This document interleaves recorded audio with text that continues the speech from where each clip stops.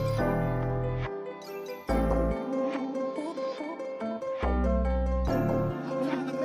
a little tired because I worked all day, but it don't even make no difference, man. I wasn't gonna miss this for nothing, man.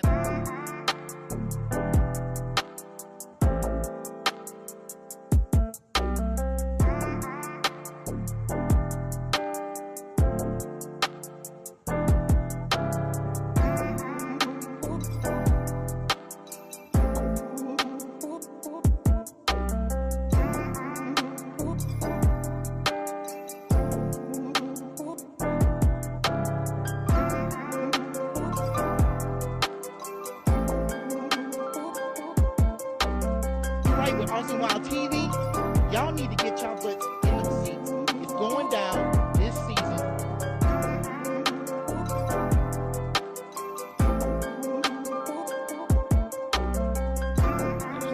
Man, I heard you was here. I was sitting over here stalking you over here on the side. I was like, you know, I can't get out of here without getting this interview.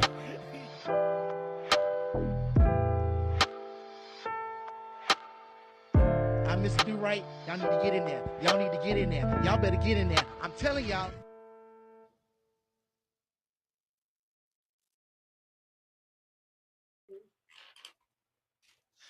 What's going on? This is Kevin Stu, Mr. Durite, if you did not know. And this is the topic is. Yes, and sir. We will be hosting the Rhythm and Rise Live, 12-hour stream, 36 artists right here, June 27th. It's going to be lit. So make sure you check us out. And we have one of our artists that's going to be on the lineup. I'll just get right into it. Welcome to the topic is. I'm your host, Kevin Stu, Mr. Durite. If you did not know, I'm going to just say that one more time, one more again.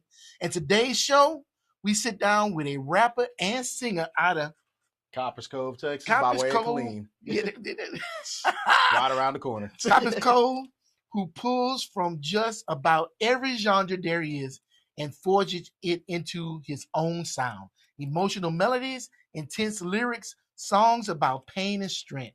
He has been writing and performing since he was 9 years old, and he goes by The Mastermind for a reason. Please welcome to the show, Einstein The Mastermind. How's it going, everybody? Thank you for having me. Yes, Thank sir. You know, I like that. I was thinking to myself, why did he call himself Einstein? Yeah. I always wanted to interview Einstein, but then I saw your first name. I was like, man, that's slick. Yeah. I'm not even mad at that. So basically with that, like, honestly, it was kind of like a running joke in like middle school, really. Like, one of my homegirls, every time that she saw me, she would sing the little Einstein's theme song just because of my name. And I was like, for a minute, I was like trying to figure out like rap names. Anyway, it was like stereotypical stuff like Lil Money or stuff like that. DJ. Then, yeah, exactly.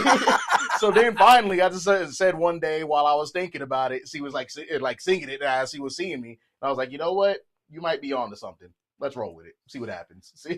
Good thing she wasn't singing Timmy Turner. Right. What was the other little dude that was kind of like Einstein? Oh, Jimmy Neutron. Yeah. Jimmy Neutron. That's right. Or Dexter's Laboratory. It could have been worse. Yeah. Could have been a lot worse. Because I've been like, hey, we talking about we here with Jimmy Neutron. Right. All right, man. Let's get into these questions. I don't know if you're ready. I'm ready. I'm ready as I can be. Yeah. All right. So writing and performing since 9. Yep. When did Einstein the Mastermind become the name you put on the work? Now, we know where the name came from, but when did you start actually putting it down on as your signature? So it's kind of like a weird like timeline, really, because I think middle school I went by the stereotypical version of it, young Einstein the Mastermind, with Einstein having the I and the E switched backwards because I thought I could spell at the moment, and then DA instead of THE, and then like from like middle school up until about like I want to say 10th grade, I went ahead and switched it up to like the regular. I want to say the regular spelling, either that or something else, or I just went by Einstein, and then like as I kept like making music or what like and stuff like that.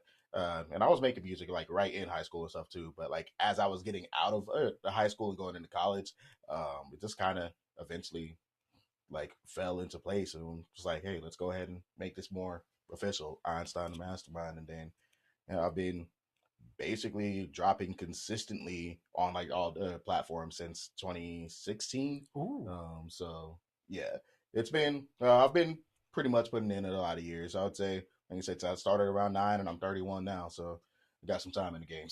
Yes. Shoot, man, that's what's up. Yeah. So your bio says you pull from nearly every genre. Name the ones nobody would expect to hear in your music. Honestly, I really be grabbing a lot from like the different stuff, like pop punk. But sometimes I do grab some country stuff. Like honestly, my first album that I was really like one of the first three albums that I bought was Fort Minor, The Rising Tide. So that was Mike Shinoda's project from Mike Shinoda from Linkin Park. So that was like one of my main influences. And then growing up, like when I first started getting interested in music, anyway, like I was really kind of into like the boy bands and stuff like that, like the the NSYNCs, the Aaron Carters, and Backstreet Boys and stuff. So my music taste is really like all over the place sometimes. Like, and then like my mom and my dad were always playing like Juvenile and Don't Limit Soldiers and everything. So I really just pretty eclectic background. And then my first album that I ever bought by myself was Kanye West Graduation. So yeah, so I really be just grabbing from like everywhere that I hear any kind of melody or like anything that inspires me. But yeah, definitely. I've also been getting into country back lately too. Like I think like some country artists, there's some Trace Atkins or Jason Aldean and stuff. So yeah, but really everywhere. So yeah. Hey, you said something. I want to touch on that a little bit, and then we're gonna jump back into these questions. You said the first album you remember buying yourself was Kanye West Graduation. Yeah. I remember the first album I bought myself. It was Michael Jackson Thriller. Okay. All right. Explain to me how that feels when you finally old enough to buy and make your own choice on your music. Man, that was... And how much of influence that is on you. Honestly, when I first was able to like make my own choices, I was like, bet, all bets are off. I don't have to feel like I'm pigeonholed by like my parents. So, I was like, all right, bet. I mean, mama knows what I listen to, so it's fine. But, but yeah, it was it was a liberating experience. It allowed me to like really like venture off and like listen and figure out exactly what I liked and what I didn't like. And so, yeah. Okay. So like you did research on it, or you heard a song, you're like, I'm going to go buy that. I think, honestly, I heard the music, like stuff first, because like I said, with Graduation being my first one, I was hearing a lot of like his previous stuff, Through the Wire, all the College Dropout, Late Registration and stuff like that. So I think I just gravitated towards him anyway, because he was like, kind of more on the nerdy side anyway. Like, I wasn't afraid to like wear the pink polos and everything. Yeah. So yeah, the backpack and stuff. Exactly. Yeah. All right. Yeah, I wanted to touch on that because when you said that, you brought me back, and I was like, I get "Oh it. man!" I mean, I remember riding my bicycle to the department store. Right. Y'all might not even know what a department store that was pre-Walmart, right? Yeah. And Michael Jackson was on sale, and everybody knew Michael Jackson. Yeah. And I was like, man, I got to get this album. I saved up all my little money. Right. I got that album, and it was an album. It was a record. I had the whole thing in a bag, Yes. and I'm riding down the street with that Joker. I'm like, man, I got to be careful. I don't want to break this thing. And I put that Joker on that turntable and played it. And, I played the mess out of that. But I'm going to tell y'all one thing. I ain't played that Michael Jackson Thriller as much as I played that Purple Rain. The Purple Rain is a bad one. Yeah, I get it. I understand completely. I played that Purple Rain so much. And that song at the very end that plays backwards. Yeah. And I was sitting up here trying to spin it the other way to try to hear what it's... Yeah. That's what music does, especially when you're younger. Yeah. It creates such great memories.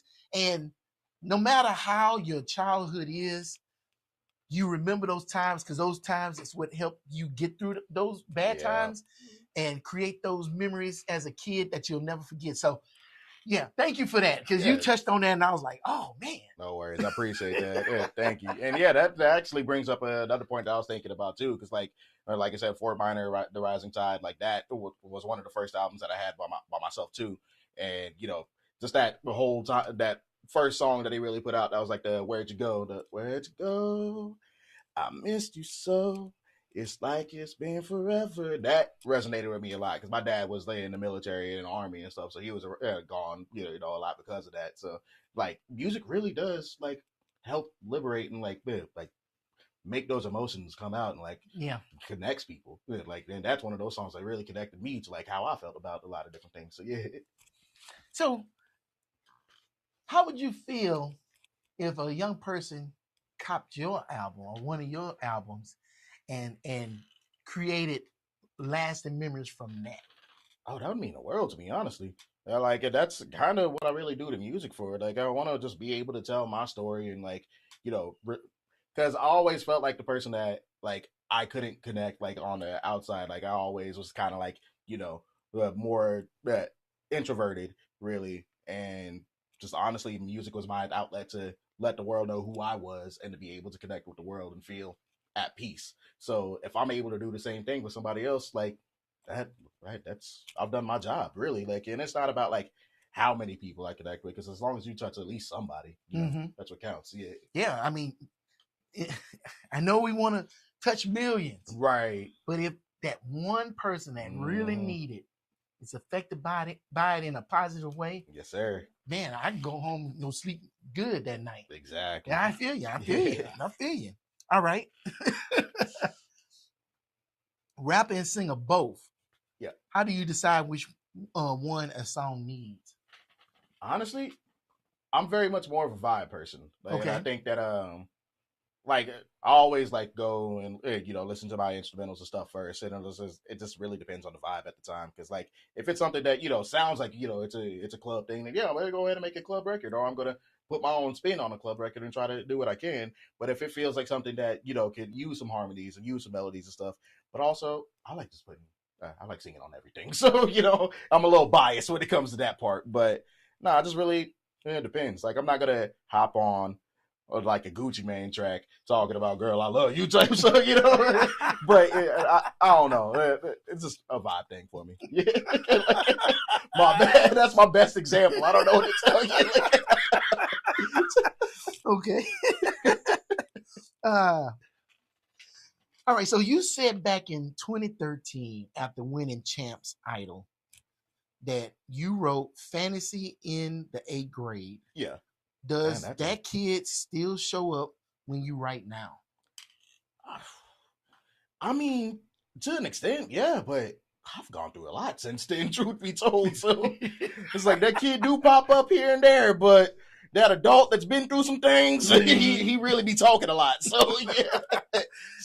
So with music, the more you went through stuff, the more it shows in your music. Yeah, I think that's how like I'm able to create. Like the more like I experience things, because and it can't be the negative. It can also be the positive as well too. Like I just create based off of life experiences, really, because I think like that, like I said earlier, that's how like people connect with stuff. So if I'm able to make something that people resonate with, then yeah, that's great. So I got to be able to live my life in order to create the stuff that I want know that other people want to hear as well. Yes, that's how I feel about it. And where you can relate to them. Exactly. Yeah, and I think that's the biggest thing, that your life experiences and everybody else's life experiences, they overlap. Right. And so when you able to bring that out, they can relate to you better because that overlap. Yeah, exactly. All right. So for the people up top that don't know what is it, Champs Idol is, explain to them what that is. Oh man, that was eons ago, but I was like a little like it was during Rabbit Fest in Copperas Cove. That's a annual thing during like the springtime and stuff. It's like a little little festival thing. You were carnival rides and like different vendors and stuff like that. So I think Champs Idol was that was just like a little talent competition that was happening at the time. I had competed in it the previous year. I made it to like maybe I was like one of the finalists, but I didn't fully win. But that was like my senior year when I actually won the whole thing. So yeah, just a little talent competition that I decided, hey, it's about that time to go ahead and go out with a bang. So I did what I had to do. So were you taking it serious before that, or you won that competition and it's like, man, I can do something with this. Let me just. I think I was always kind of taking it seriously throughout school, though. Like I very much realized that I still had room to grow, but I knew that was what I like. For the longest, I knew that was what I wanted to do. Like that's always been plan A for me, is the music. Like granted, I, of course, gotta make ends meet right now. So I work as a medical assistant and stuff like that. But always like growing up, like that was always plan A. So, yeah. Okay. So if it pops off, you would put down the. Oh yeah, I'm gone. I'm done with the medical field. I'm sorry. I love helping people, but no. I'm just keeping a buck. We out. Exactly. No hesitation, boy. Okay. Pain and strength. Which one is easier for you to write from? I think, I don't know. They both have very similar, like, pulls for me. But I think for me, it is a little easier to write about pain because I know a lot of people go through different stuff. Right. And I know that sometimes some of my best stuff comes out from the more emotional side. But strength, that I cannot talk today. It's my bad.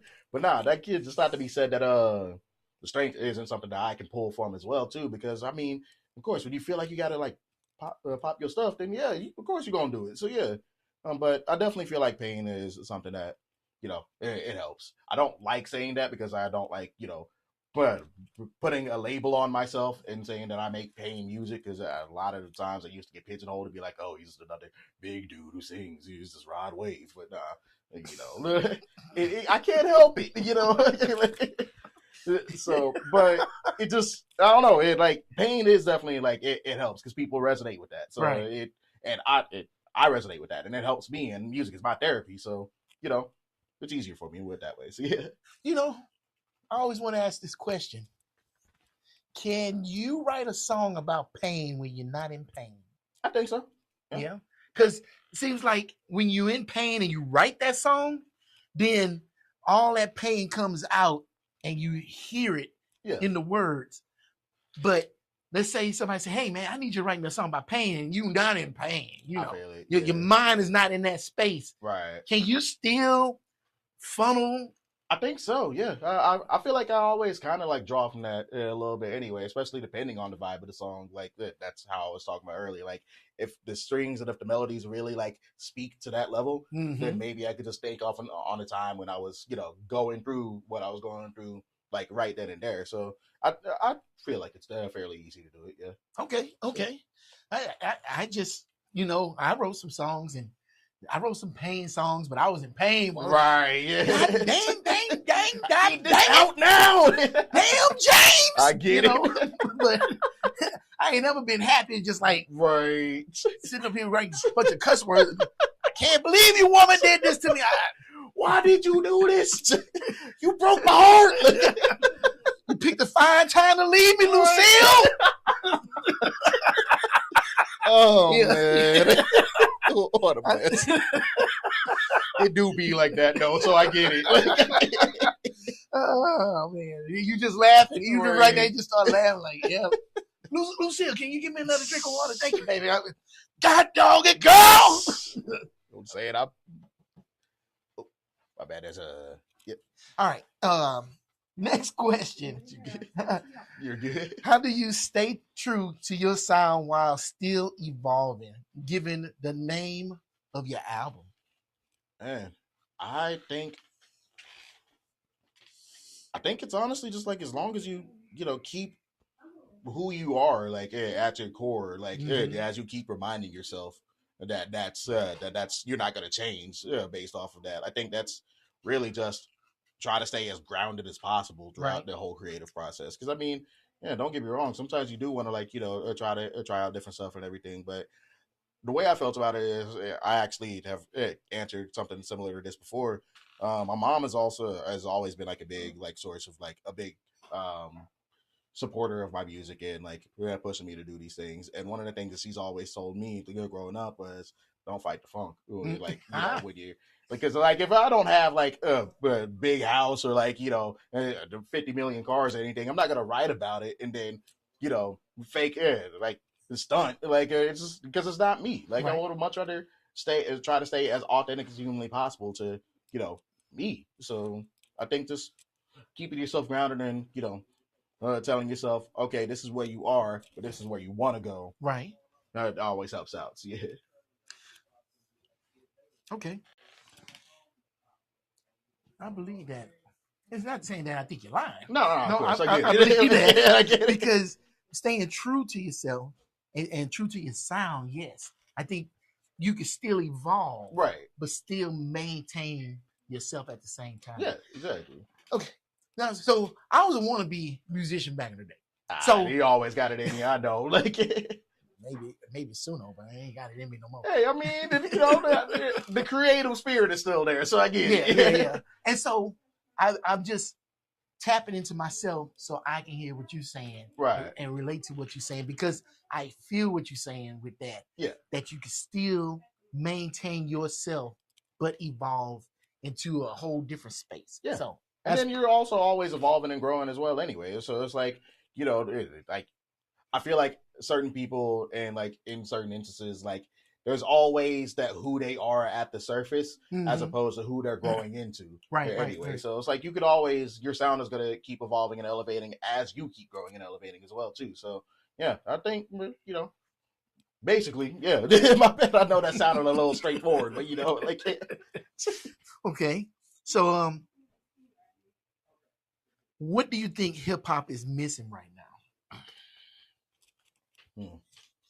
I feel like hip hop's very much in a place of, at least as far as the mainstream goes, it's all about like that TikTok-esque sound. Like the attention spans aren't there. Like people don't want to like digest their music anymore. It's all about a brand and an image and like pushing a narrative of just like, this is what we're supposed to look like. This is what we're supposed to sound like. And we got it like that. Like I think it's just overrun by a bunch of just instant gratification at the moment. And don't get me wrong, like that can create some good moments. And I like certain things from today's day and age as well too. But you also have the artists who have been going at it for a minute. Like you have that renaissance of artists that are pop that trying to still keep it at the core. Like you got people like the Clips, Wale, I don't know, J. Cole, of course, with the fall off and stuff like that. It's just people that are still trying to make good music and good timeless music. So and trying to make you think with the music they doing. Exactly. That's interesting. I like how you said that. The TikTok era of hip hop is almost like I start thinking about Fight Club. You remember? Right. It's on the single serving. Yeah. Single serving hip hop. Yeah. It's just enough. You just crack open the package, pop it in your mouth real quick. It dissolves, and you just keep it moving. Yep. But you don't have that 8-course meal right. hip hop like they did back in the day. Yeah. Where you had to pull back them layers. Right. And yeah, wow, that was a good perspective on that. But also, I feel like music in today's day and age as well too. It's like I said, since you still have artists that are doing it, there is still an underground sound that's also doing that as well too. Like, I hate for people to be like, oh, I hate this genre because it doesn't do this, or I hate this genre because it doesn't do the other. It's like, no, a lot of people are still doing the same, or trying to push the culture forward. Is just you got to go looking for it. It's almost like anything else with any interest. I think that's the bad thing. That you have to go looking for it instead of it being in your face. Yep. It's like I said, that's the TikTok gratification, instant gratification we were talking about. Not a lot of people want to do the research. They don't love what they're trying to like consume. They just want to consume it right then and there. So yeah. Also, it feels like it's being curated for people, and it's only certain things that's pushed in front of you. Exactly. Instead of that because I remember rap when it first came out, and it was all underground. Yeah. And when you found something, you're like, oh man, I just found this. Take a listen to this, and then like, man, I found this other day, and it was all new. Everything was new, and it was different, and there was nothing that sounded the same. Right. But I want to say this. I'll look at the camera with this one. I don't feel that rap today is worse than rap in the past. No, of course. I think rap is the exact same thing. Hip hop is the exact same thing. It's just packaged different. Yep. In the past, it had no package. They just threw it in a brown plastic bag. It had grease all on the outside and everything, and you took it home and you consumed it. Today, it's got the nice wrapper and everything with the gold foil on it and stuff. It's even got the golden ticket from Willy Wonka in that Joker. You know what I'm saying? Exactly. And I think it's the same hip hop, but packaged differently, and the corporate hand has got a hold to it, I was about and to it's say, putting it out there. yeah, because that's what happens when Yeah. hip hop culture becomes pop culture. Like everybody just wants to make it to where, oh, this is what it's supposed to sound and look like moving forward. Yeah, there's stuff back here, but we want you to really look at this. So, yeah. Because the core of hip hop is still local in the streets, right? And it's not really hard to find, but it is kind of hard to find. Because I'm gonna say this: me putting on this event, I did not realize how many hip hop artists were in the area. You know, and like I was looking for 36. I found way more than 36, and it's steadily coming in. And I'm like, wow, I feel terrible that I don't know and didn't know where y'all were, and I thought y'all didn't exist. And I feel bad for y'all that people sleeping on y'all. So, yeah, I'm glad that I got off my pillow, I got out that bed, and I started sleeping on y'all. Hey, we appreciate it. We appreciate it. And we can start getting y'all out there and getting this music out there and letting the world know not only that hip hop still exists on that street level, on that city level, on that state level, but also in Austin, Texas, because a lot of people don't think Austin and hip hop go together. Man, but they would be surprised. There's definitely some heavy hitters out here. They definitely. And like I know, shout out my boy Jay Klein. He's in the recovery. Jay Klein. Yeah, and Jay Klein for sure. He's one of the dopest ones I've heard. I Am Critchy, they're phenomenal, bro. And he's like been taking off and doing stuff for like Mercules he's been on tour and everything. We got people like Lil J from the OYC. There's a bunch of like just really dope hip hop in Austin. And I honestly wouldn't have been tapped in without the help of Prescription and Private Hip Hop Podcast. They definitely helped open my eyes to like a lot of different stuff. My bad if I'm kicking off my shout outs right now. So, but nah, there's a lot of like really dope, talented people like in the area and everything. And it's just a matter of like just stepping out and like, wanting to go to like these different events and different shows and just seeing what we got, See? Yeah. But I will say, going to these events, they kind of stack y'all on top of each other. They do. And they don't let y'all breathe. Yeah. It's like, let you get up there, bop, bop, bop, bop, bop, bop, bop, and we're going to take a quick break. Right. And then, here comes our next artist, bop, bop, bop, bop, bop, bop, bop. It's more like, bop, bop, bop, bop, bop. Hey, that was good. Next, bop, bop, bop. Right. Hey, who was that last guy? Right. It's like, I want to hear more from him. Hold on. Give us a couple of seconds. Dang. But at least y'all hungry, boy. Y'all even eating that stage of it. Hey, we try.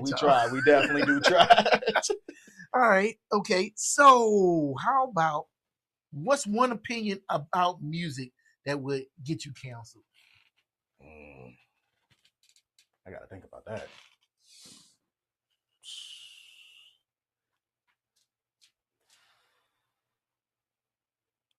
I feel like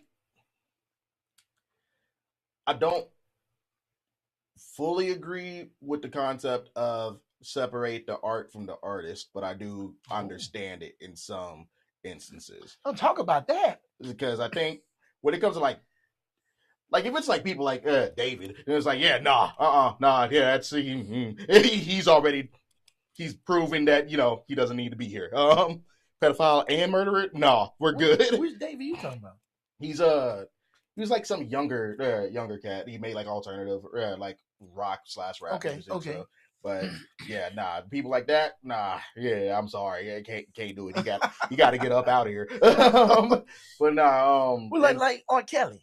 Yeah, R. Kelly, like for me, like honestly, with him, like it's kind of a weird middle ground because I have a song from R. Kelly that I listen to that reminds me of my uncle who passed. So like with that, it's like, all right, I kind of can't get that out of the lexicon. That's it. It's sentimental to me. But it's also like everything else. It's like he did what he had to do. We kind of co-signed off of it for years, so we should probably, kind of think about what we're really co-signing off of, but. I don't know. We let that man slide for like years. So, definitely let that man slide. We let that man slide for real years. You brought that up. That's pretty interesting. So, I used to say, well, I ain't used to. I still say it. I'm gonna stick by it. I separate the artist from the art because I feel like art is channeled through you. Okay. And that way, that's how it comes into the world. Right. Because Plato said about the plane. Yeah. That everything exists in the plane. So that song that you writing, it existed in the plane. Right. And it's coming into our plane through you, and now it exists here. Yeah. And so, yeah, you did that. Right. But then you could be a downright dastardly, baby oil right by the case motherfucker, right? You know what I'm saying? Did he? and he definitely did it. I don't want to throw away the baby with the bathwater. Right, I get it. I don't want to throw away that song, that legacy, that thing that grew all my experiences and everything away. Yeah. Just because you couldn't keep it in your pants. Right, I get that. Yeah, I can condemn you, but no, what you made is a monument because you made it. But at the same time, it's not for you no more. Because once you put it out there, you gave it to the world. Yeah. Even though you still making money off it. Right. You gave it to the world. But also in that same breath too, though, it's like, you could also kind of get that same feeling from everywhere. It's like we were talking about with music earlier. It's like, sometimes you got to go and do your research and figure out, like, what's out there and everything. Like, plenty of different artists are out here making the same thing, if not something from a completely different perspective on the same topic that you wouldn't have thought about before and can impact you, just as much as, these other artists and stuff like that. So I think, it's very much, it's like a checks and balances kind of thing, but it also really depends on the consumer, the listener, and who you are as a person and what you're willing to, like, co-sign on and what you're willing to not co-sign off of. So, it's very much a double-edged sword, but yeah. Yeah, because I get this all the time. Am I going to throw away the Cosby Show? Because Cliff Huxtable, Rudy Huxtable. I mean, I grew up on it, and for a lot of people, we were proud of that show because it showed us in a totally different light. Yeah, exactly. I get that. Right, and it was so iconic. But then when everything came out, I was like, "What are you doing, bro?" But it's like, yeah, get rid of him, but hey, don't get rid of the Cosby Show. And like, we still need that. Come on, a lot of people are like, "No, man, we got to get rid of all of that." And then, if we did that, then what would we have left? Because ain't nobody perfect. Right, exactly. And that's what I dislike about cancel culture in general too, because it's like you said, nobody's perfect, and sometimes we don't know the full story about everything and everyone. Anyway, we just know what's thrown out in there to us. For real. So because you don't even know if it's an agenda, right, to get this person out of there because they wanted to sit up here and buy the New York Knicks. Right, exactly. So they want to buy NBC. Next thing you know, all the skeletons just dancing out the closet. So let's find everything we can, every little bit of dirt. Boy, I mean, they found a whole dumpster full of dirt. All right, so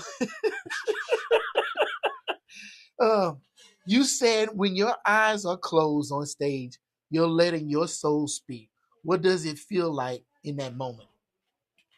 It's kind of like almost like a weight being lifted off of my shoulders every time, because I think that I do still get that little bit of nervousness whenever I perform. Like, I think that doesn't go away for any artist. Like, I think if you care about what you're doing, then you're clearly gonna care and have those butterflies. But I think it's just like kind of entering a little bit of a flow state, really. Like, it's like, all right, this is good, this is nice.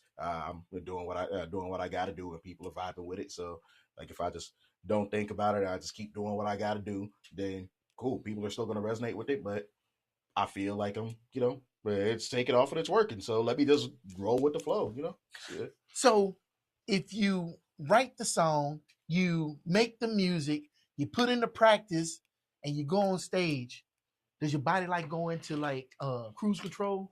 And it just... At least that's how I feel about it, because I've always been like, I've been performing for a while now, so it is kind of like a cruise control at a point. It's like all right, what you're doing. Yeah, you still care you still care enough to get those nervousness, but you've done this time and time again. So, right. Like once you're in that state, cool, great, all bets are off. So yeah. Okay. Let's see, what version of you shows up in the studio versus in real life? Honestly, I think because I've been having this like debate like eternally for a minute between who really between Einstein the artist and then Albert the person. Right. Which is funny because I actually plan on naming my next project Albert, so self-titled. So yeah, but nah, I definitely think it's primarily like 80% Albert and then 20% Einstein, because I think Einstein's been there, done that. You know, like he's this is nothing new to him, but like that 80% is like I care about what I'm creating, so of course I'm gonna want to make sure that I'm bringing as much of my best self to this, so or at least like the goofiness, the willingness to be vulnerable, all of that, just that's all Albert. So it comes out like whenever I'm recording, because I want to make sure that I tap into who I am, and I want to make sure y'all feel who I am when this song is at its full potential and ready to be released. So yeah, I definitely feel like I put at least a solid 80% of Albert into a lot of what I do, which to loop it back to the next project, the goal is to basically make that 110% me, like just being able to like fully be like, all right, this is me, all or nothing, take it or leave it, yeah, kind of thing. So yeah, I think it's good 80% Albert. Yeah. Okay. Hey, you need it. I see you with a lot of albums in your future. Yeah. You need to name one of them. Me equals MC squared. Yeah. Honestly, I've been thinking about doing like a little EP before that, just breaking down the E equals MC squared thing anyway. And I use that at E equals MC as my signature on everything anyway. So, I wouldn't be surprised. Yeah, and that MC squared is you being a rapper and a singer. Yep, exactly. Oh, man. You got layers, sir. You're like an onion. I try. All right. We're going to wrap this up. I got one last question for you, sir. What is it that you want your fans, the people discovering you, and all the people that's going to watch you on Rhythm and Rise Live on June 27th to know? I'm going to put on a show. And I'm going to give y'all as much of me as humanly possible. I'm going to try to connect y'all with a lot of different areas. And, I'm going to put y'all on to some things. And, it's going to be a great time. I'm going to get into my, rap bag. I'm going to get into my R&B bag. I'm going to have my homegirl, Cameron Taylor, with me as well, too. Phenomenal singer. She gonna surprise y'all. Trust me, she gonna rock y'all socks off. But yeah, but nah, I'm just bringing y'all 110% me, the authenticity, and I'm gonna put on a show. So yeah. All right. So I thank you for joining us, sir. Of course. And thank you for coming on the team. Yes, sir. I thank you for joining us and loaning us your eyeballs and your ears and your mind to take in some of these artists, because hey, them big timers, yeah, they out there. But I guarantee you show this man some love and he'll thank you personally. I will. Because I think independent artists, local artists need your love too. All right? Most definitely, yeah. So be on the lookout. June 27th, Rhythm and Rise Live is a live stream for 12 hours featuring 36 hip-hop and R&B artists. All right? I'll be your host. I got a lovely co-host. You're going to meet her. And we would love to see you there. And as always, this is The Topic Is. I'm your host, Kevin Stewart, Mr. Durite, if you did not know. And until next time, peace.